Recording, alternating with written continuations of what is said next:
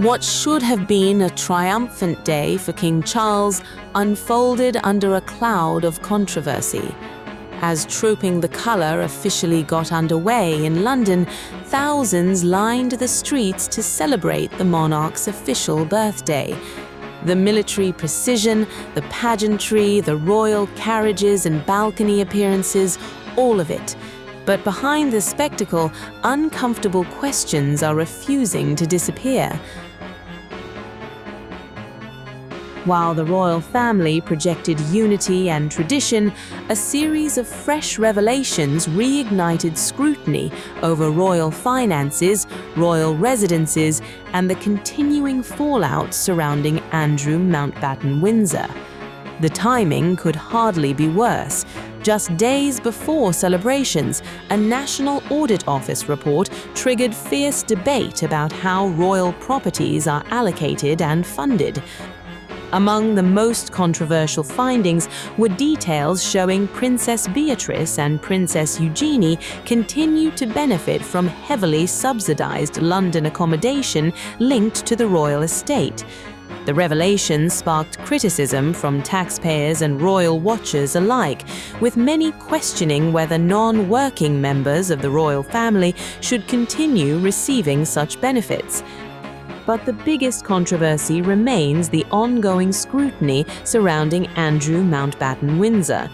Questions have intensified following reports involving thousands of emails allegedly linked to his past activities and finances.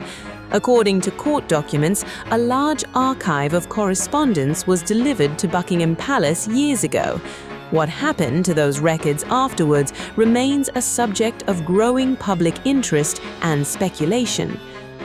Those questions became impossible to ignore as anti-monarchy campaigners gathered in central London. Republic, one of Britain's most prominent Republican groups, used the King's birthday's global spotlight to demand answers. Their message was simple: what did the palace know and when did it know it? Despite the controversy, Buckingham Palace continued with the day's events as planned. Royal experts say the strategy remains familiar: never explain, never complain. The monarchy's long-standing approach has traditionally been to avoid public battles and allow ceremonies like Trooping the Colour to speak for themselves. But critics argue that strategy is becoming increasingly difficult to maintain in an era of constant scrutiny and social media attention. The financial questions extend beyond Andrew. The audit report also renewed debate over several royal properties and lease arrangements involving members of the wider royal family. Transparency campaigners argue that greater public accountability is needed when it comes to residences connected to publicly funded institutions. Supporters of the monarchy, however, insist many of the arrangements are long-standing, lawful, and often misunderstood. Meanwhile, another interesting dimension has emerged from across the Atlantic.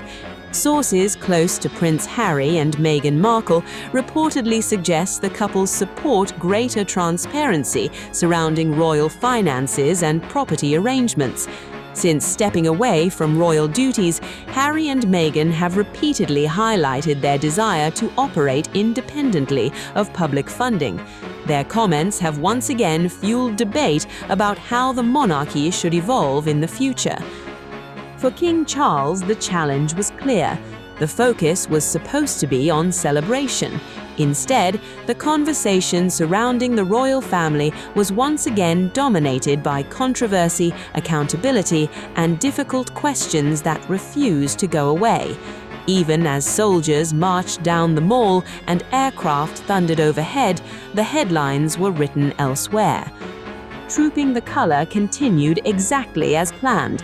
The King, Queen Camilla, and senior royals carried out their duties in front of millions watching around the world. But as the celebrations unfolded, one thing became increasingly obvious. The pomp and pageantry may have captivated audiences, but the scandals surrounding the monarchy continued to march alongside them.